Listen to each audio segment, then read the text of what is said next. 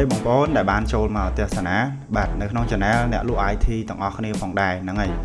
ហើយបើយើងនិយាយអំពីឡាន pick up ឡានដែលពេញនិយមធំរបស់ក្រុមហ៊ុន Toyota គឺយើងសំដៅទៅលើប្រភេទឡាន Tacoma ហើយនិង Tundra ហើយសម្រាប់ Tundra ក៏មានលេចលឺនៅព័ត៌មានក៏ដូចជាបែកធ្លាយនៅរូបភាពមួយចំនួនផងដែរដែលតាក់ទងទៅនឹង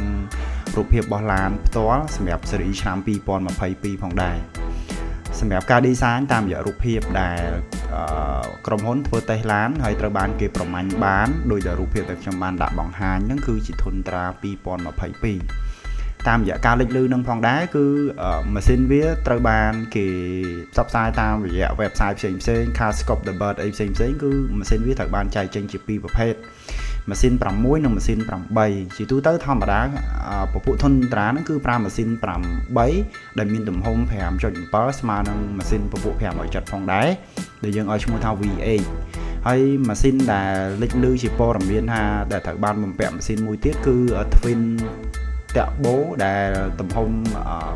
3.5 ដូចជាព័ត៌មានដែលលេចលឺទៅលើប្រភេទ Long Cruiser ឆ្នាំ2022ផងដែរបាទ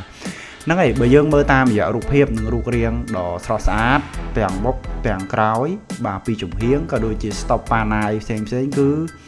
ស្អាតមែនតើយើងទទួលស្គាល់ថា Tundra គឺជាប្រភេទឡានដែលខ្លាំងធំហាប់ក៏ប៉ុន្តែរៀងសេដ្ឋកិច្ចប្រេងបន្តិច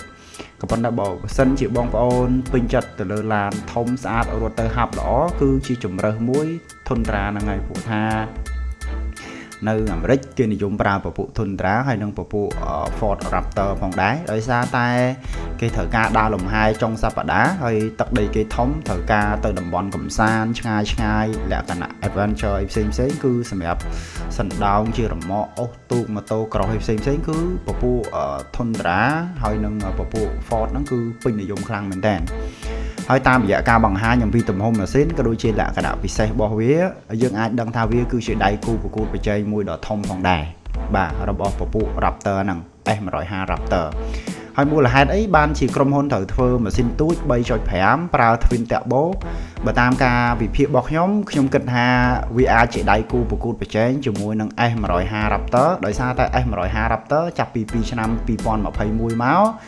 បង្កើតនៅរថយន្តដែលប្រើម៉ាស៊ីន hybrid ផងដែរអញ្ចឹងម៉ាស៊ីន hybrid គឺជាប្រភេទម៉ាស៊ីនមួយដែលសេដ្ឋកិច្ចអញ្ចឹងបាន Tundra ធ្វើឡានមួយដែលបំពាក់ទៅលើម៉ាស៊ីនដែលមានទំហំ 3.5 ជាលក្ខណៈសេដ្ឋកិច្ចផងដែរ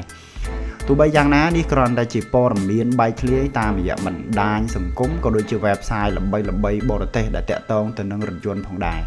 ហើយយើងចាំមើលទាំងអស់គ្នាហើយនឹងចាំអ៊ុតផ្ទៀងផ្ទាត់ទាំងអស់គ្នាថាតើវត្តមានរបស់ Tundra បាទ2022នៅពេលដែលវាហូរចូលមកដល់ស្រុកខ្មែរយើងលក្ខណៈពិសេសរបស់វាហ្នឹងហើយនឹងការប្រើប្រាស់